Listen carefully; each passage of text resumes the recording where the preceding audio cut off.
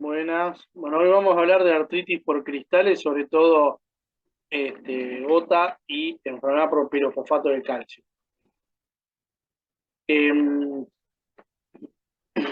Debemos tener algunas este, cosas, eh, digamos, en cuenta al hablar sobre todo de gota. Nos tiene que quedar claro que la hiperuricemia no es gota. ¿Mm? Este, Hay pacientes con ataques de gota que tienen niveles normales de ácido úrico. Espera que no pasa.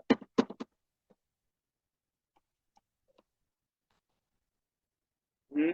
La hiperuricemia, ¿a qué nos referimos cuando hablamos de hiperuricemia? Bueno, el ácido úrico, el producto final de degradación de las purinas, es un ácido que se presenta como urato, que es la forma ionizada a pH fisiológico, y el límite de solubilidad se da con concentraciones mayores a 6,8 miligramos de cilitro. A partir de ahí precipita. En edades prepuberales, tanto hombres como mujeres tienen los niveles bajos de uricemia. En la pubertad, los hombres empiezan a subir estos valores y generalmente alcanzan el nivel que mantendrán a lo largo de la vida.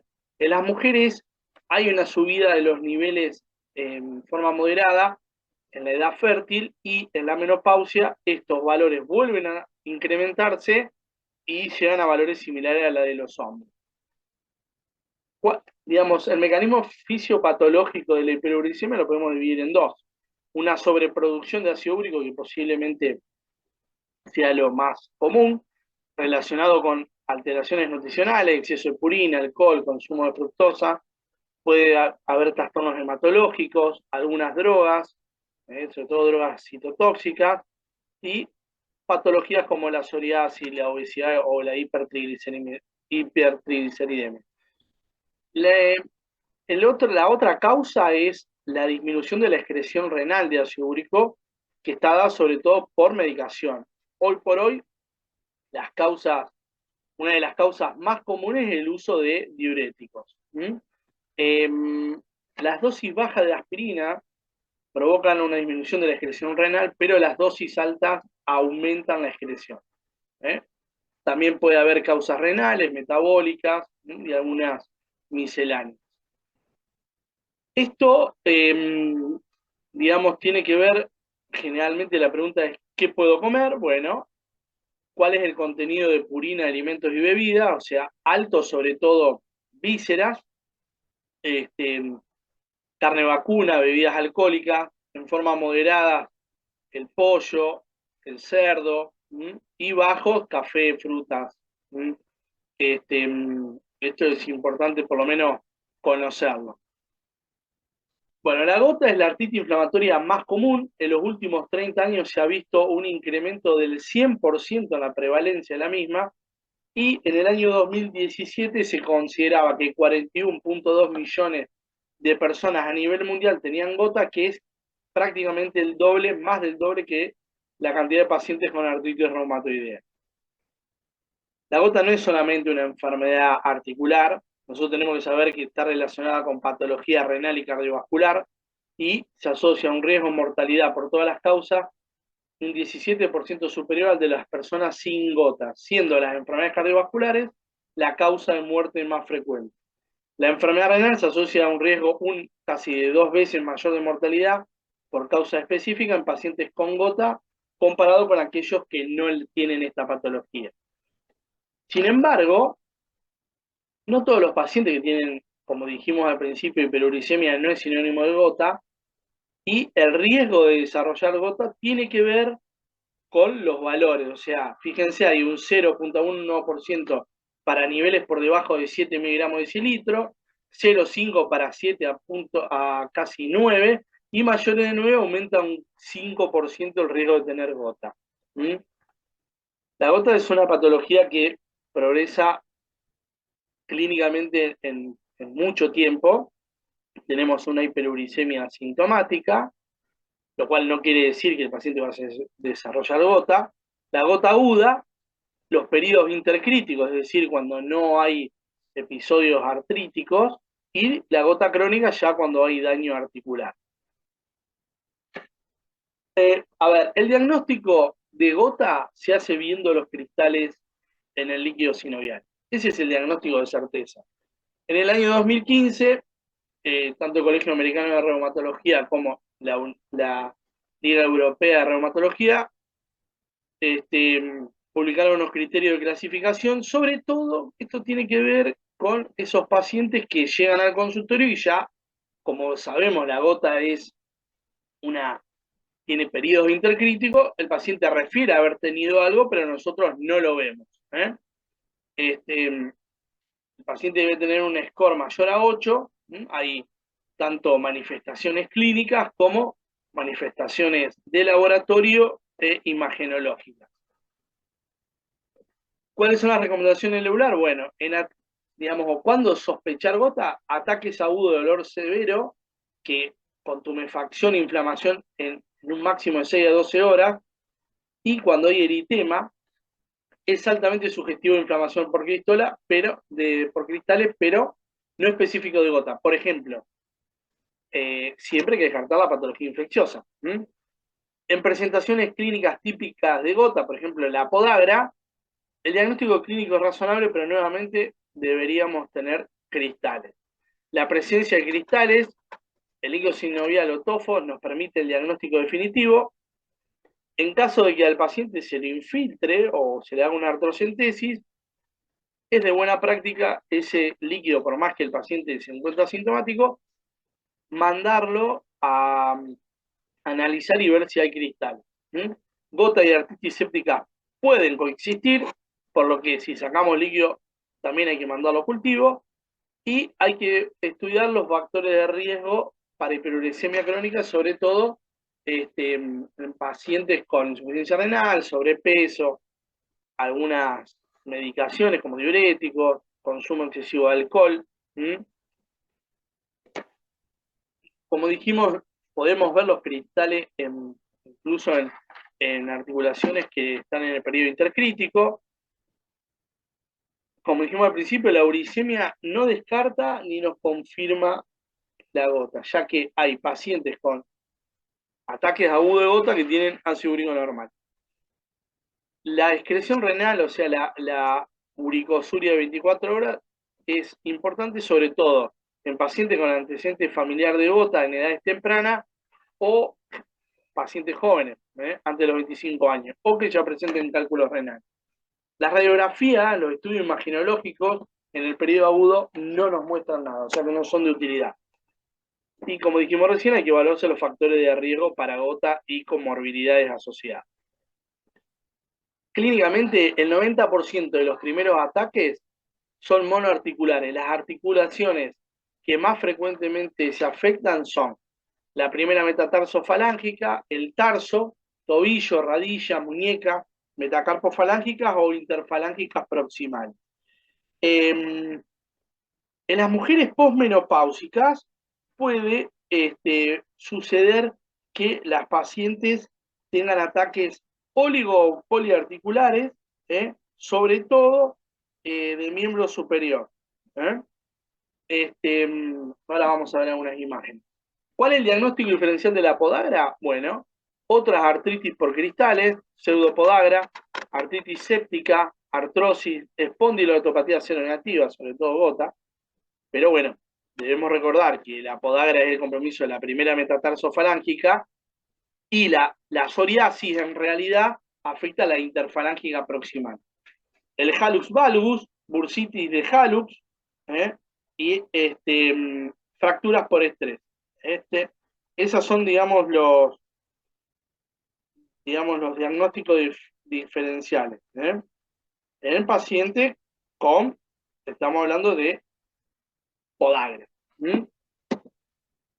La gota ha afectado a reyes, a emperadores como Carlomagno o Eduardo VIII, y esta imagen refleja la del diablito mordiendo el dedo gordo, el dolor terrible que experimentan estos pacientes.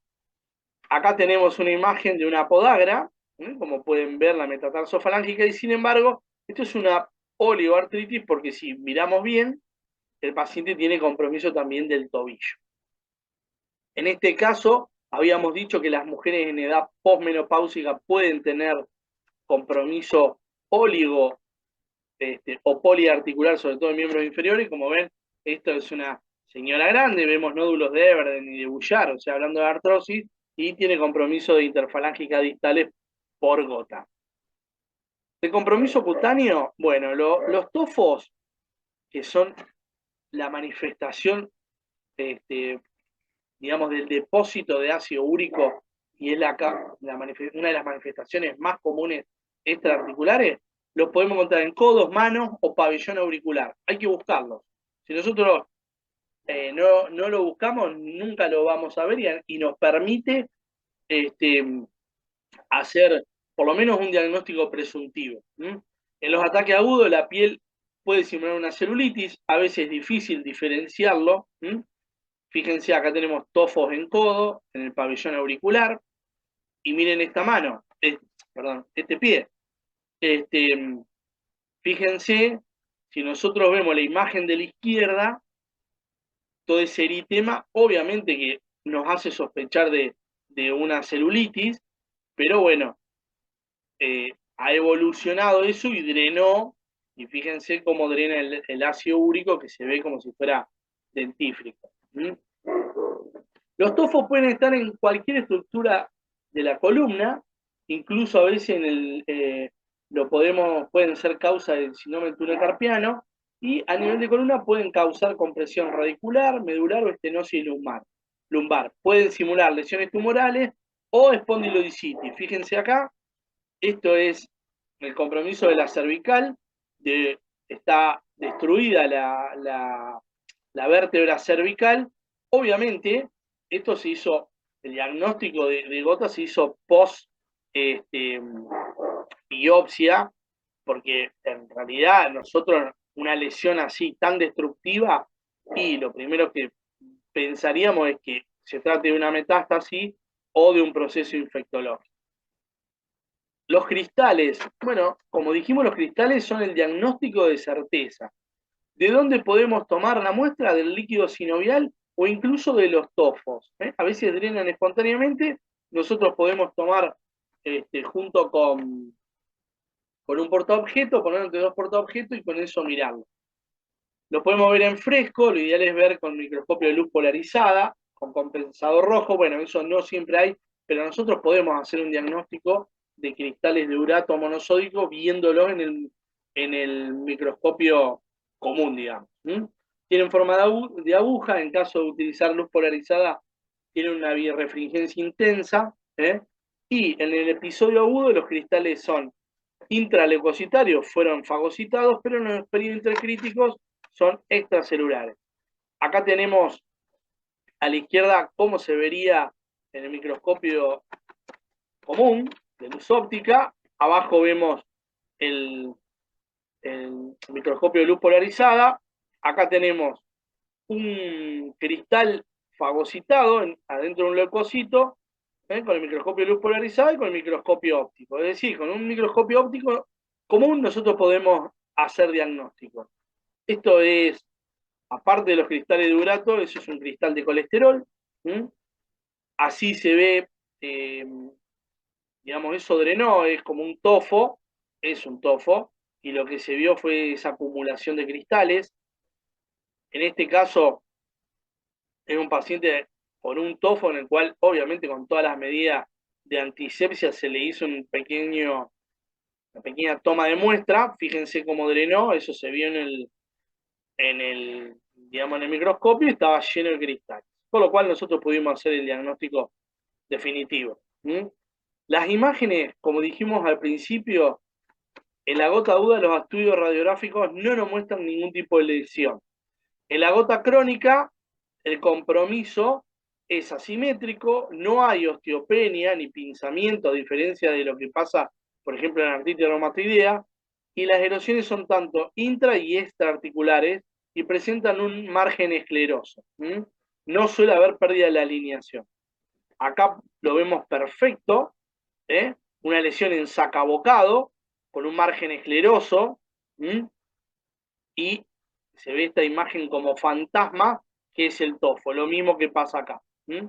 Lo mismo pasa acá en el pie, está destruida la articulación, la primera metatarsofalángica, incluso acá también tiene compromiso de la interfalángica. ¿Mm? Acá lo mismo, fíjense acá esta imagen así densa que, digamos, se comió el dedo, se comió la, la última, la interfalángica distal. Lo mismo vemos acá en esta mano. Para ver, digamos, para plantear el tema del tratamiento, nosotros, obviamente, tenemos el periodo intercrítico, pero digamos, nosotros podemos ver a los pacientes en un ataque agudo o pacientes que ya tienen una forma crónica. Bueno, nosotros preparamos dos casos clínicos para entender tanto en ataque agudo qué es lo que hay que hacer como en la forma crónica. En el ataque agudo, caso clínico número 1, una paciente posmenopáusica de 60 años, consulta por dolor y tumefacción intensa de aparición aguda en el primer dedo del pie izquierdo. La paciente refería que ya había tenido 2 episodios previos, una vez en la misma articulación y una vez en el tobillo derecho. La historia, la paciente era hipertensa, hacía 6 meses que había empezado tratamiento con hidroclorotiazida y tomaba una aspirina diaria por su cuenta. Una cosa que pasa mucho, la gente se automedica y toma aspirina por las dudas. Al examen físico tenía podagra, un body mass index de 32 y una presión que estaba normal. Se le indicó diclofenac y alopurinol, 300 miligramos día. El médico le solicita un laboratorio y se ve que tiene una uricemia de 8.3 con un eritro de 40 milímetros de mercurio, de milímetros por hora. El resto de los valores eran normales. 4 días después, la paciente consulta a otro médico porque continuaba con dolor intenso. Bueno, las opciones de tratamiento del ataque agudo, las más utilizadas son los antiinflamatorios no esteroideos, son las drogas de elección, excepto en pacientes que tengan contraindicaciones. Por ejemplo, el paciente anticoagulado. Producen alivio sintomático en las primeras 24 horas. No hay diferencia entre las distintas drogas. No es que hay un AINE que es mejor que el otro para el ataque agudo de gota. No, se le puede dar cualquier AINE, incluso los inhibidores de COX-2. O sea, el AINE que uno quiera se le puede dar. Lo que sí, generalmente hay que utilizarlo en dosis máximas. La colchicina es una droga muy efectiva, pero tiene una relación toxicidad-eficacia muy baja, sobre todo a nivel gastrointestinal, que lo que produce es diarrea. Hay que tratar de evitarlo en pacientes con alteraciones hepáticas o renales, y el uso concomitante con eritromicina, simvastatina y ciclosporina aumenta el riesgo de efectos adversos. Lo que sí, la colchicina en dosis bajas se puede utilizar como profilaxis de ataque agudo en pacientes que inician tratamiento hipouricemiante, como puede pasar cuando nosotros vamos a comenzar en un paciente con gota crónica con alopurinol. Podemos usar los corticoides. Los corticoides los podemos usar tanto por vía oral, se dan dosis alta, 40-60 miligramos por 3 días. Nosotros en una semana, 10 días, suspendemos el corticoide, por lo cual, si el paciente no tiene contraindicaciones para utilizarlo, no debería haber problema. Se pueden usar por vía intramuscular y en algunos casos, si podemos, digamos, hacer una artrocentesis, se puede infiltrar con un corticoide y de esa manera tenemos una artrocentesis tanto diagnóstica como terapéutica. Por último, el canakinumab, que es un inhibidor de interleuquina 1. Esto es rarísimo usar, pero son esos pacientes que no responden a nada. Es muy, muy caro. Terapia adyuvante, o sea, no, siempre hay que acordarse que el paciente tiene que tratar de bajar de peso, hacer ejercicio, limitar el consumo no solamente de alcohol, sino el consumo de gaseosa. Vimos que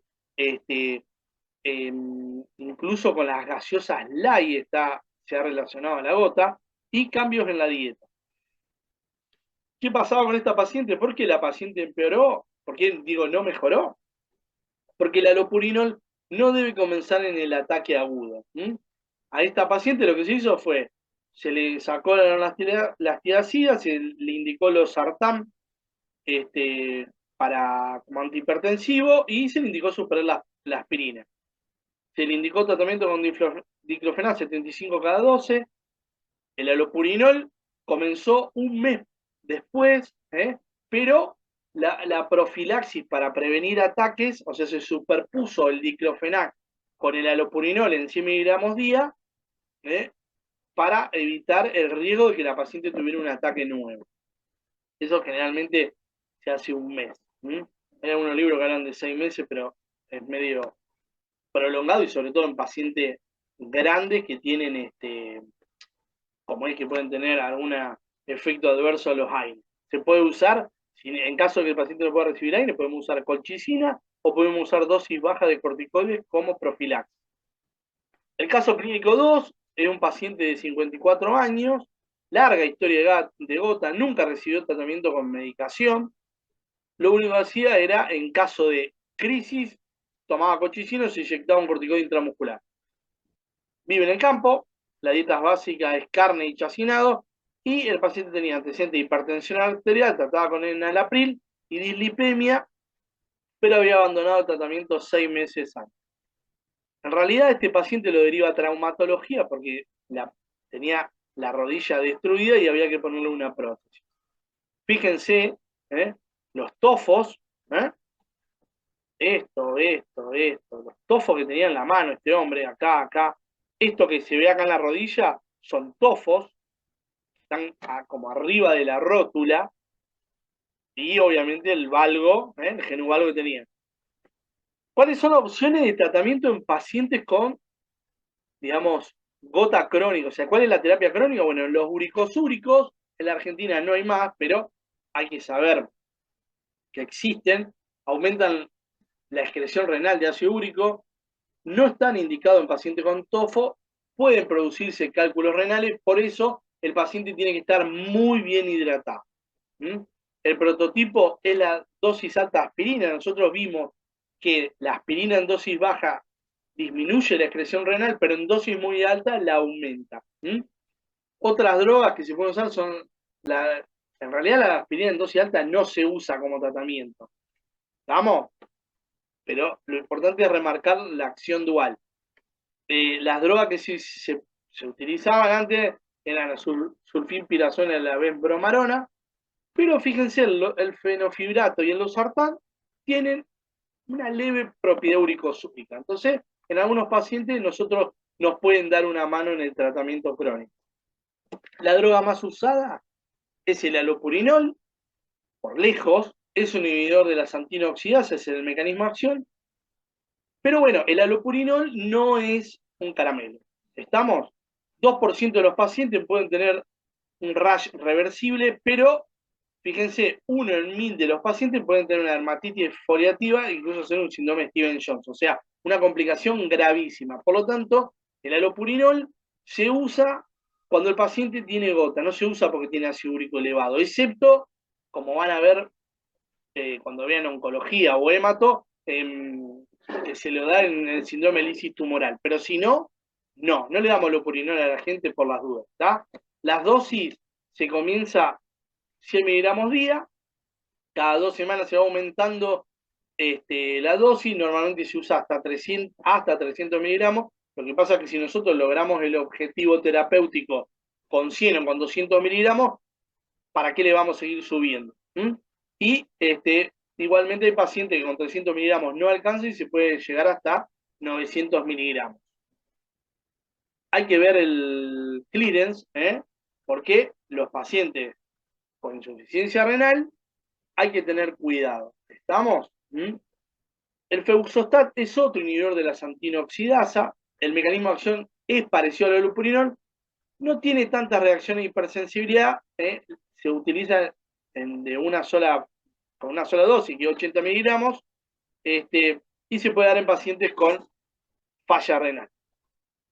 Pegloticasa, estas son drogas, digamos, que lo que hacen es destruir los depósitos de ácido úrico.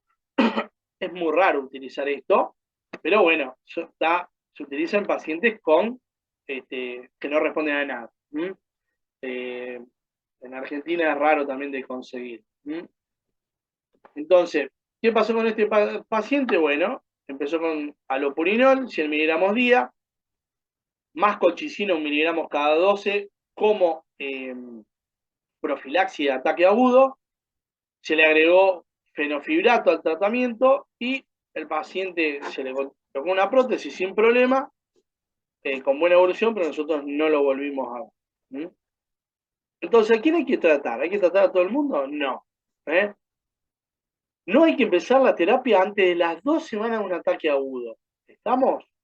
Indicaciones de terapia crónica, menores de 40 años, trastornos cardiovasculares, pacientes que ya tengan patología cardiovascular, en caso de que haya cálculos renales, hiperproducción conocida de ácido úrico, por ejemplo, durante quimioterapia, lo que hablábamos del síndrome de lisis tumoral, o cuando el paciente tiene tofos. En esos pacientes está indicado comenzar con el tratamiento crónico. De acuerdo a la Ley Europea de Reumatología, la terapia está indicada en todos los pacientes con brotes recurrentes, tofo, artropatía por urato y o cálculos renales. Digamos, en pacientes que se presentan jóvenes, como habíamos visto, 25 años con niveles de glicemia de 8, y o con comorbilidades, trastornos renales o cardiovasculares, está indicado comenzar con el alopurinol. A los pacientes hay que brindarles toda la información porque ellos también se tienen que, digamos, comprometer con el tratamiento y, sobre todo, cambiar los hábitos alimentarios. ¿El objetivo cuál es? Que el ácido úrico esté por debajo de 6. En algunos casos, si hay en los pacientes con, sobre todo con tofos, es menor a 5 la indicación. Pero se ha visto que valores por debajo de 3 no están recomendados a largo plazo. Los tofos pueden achicarse o desaparecer con el tratamiento, por ejemplo, con alopurinol. Eso sería en relación a gota. Vamos a la segunda patología más común, que es la artritis por cristales de pirofosfato de calcio, cristales de CPPD o pseudogota, que está causada por el depósito de pirofosfato de calcio en y alrededor de las articulaciones, sobre todo en el cartílago articular y el fibrocartílago. La incidencia aumenta con la edad. A los 80 años, el 80% de la gente tiene condrocalcinosis. La mayoría de los casos son idiopáticos, pero puede asociarse con otras patologías, sobre todo en gente más joven. Las patologías asociadas con pirofosfato de calcio son la artrosis, artrosis en lugares raros, que normalmente no están afectados por artrosis primario. La gota puede también asociarse, se puede tener dos enfermedades por cristales, hemocromatosis, hipotiroidismo, hiperparatiroidismo o enfermedad de Wilson. Hay una forma asintomática que es la más común. Nosotros vemos evidencia radiográfica de condrocarcinosis en rodillas, sínfisis pubiana y ligamento triangular del carpo. Como esto es parecido clínicamente, por eso se llama pseudogota a la gota, nosotros podemos ver al paciente en un periodo intercrítico y si solicitamos radiografía, por ejemplo nos dice se le hinchó la muñeca, solicitamos radiografías tanto de manos, sínfisis, de cadera para ver la sínfisis pubiana y rodillas, podemos llegar a ver las calcificaciones, que ahora vamos a ver una radiografía, y con eso hacer un diagnóstico presuntivo de condrocarcinosis. Puede haber una pseudogota aguda, que es indistinguible de la gota. Hay una forma pseudoartrósica, como veíamos, que es compromiso de articulaciones que rara vez se afectan en artrosis primaria, como puede ser muñecas, codos u hombros. Hay una forma pseudo-reumatoidea y una forma que simula una artropatía neuropática. Acá tenemos, en esta muñeca se ve la calcificación del ligamento triangular del carpo, y acá vemos cómo se ve en una rodilla la condrocalcinosis. Lo mismo pasa acá, en la sínfisis pubiana.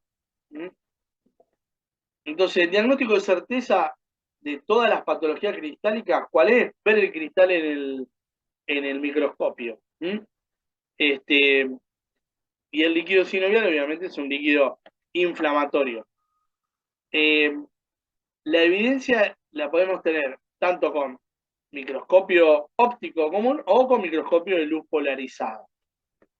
Esto eh, son cristales de pirofosfato de calcio, estos son cristales de urato, que de acuerdo a cómo se ven en el microscopio de luz polarizada, fíjense que son como más romboidales, no tanto en aguja como son los cristales de ácido úrico.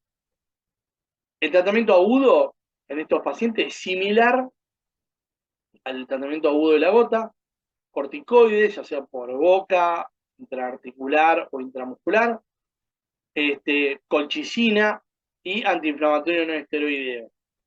El tema es que no tenemos una droga ni dosamos los niveles de pirofosfato de calcio, entonces generalmente el tratamiento crónico se hace con AINES y la profilaxis de los ataques agudos en pacientes que tienen ataques muy seguidos, bueno, colchicina o nuevamente antiinflamatorios no esteroideos.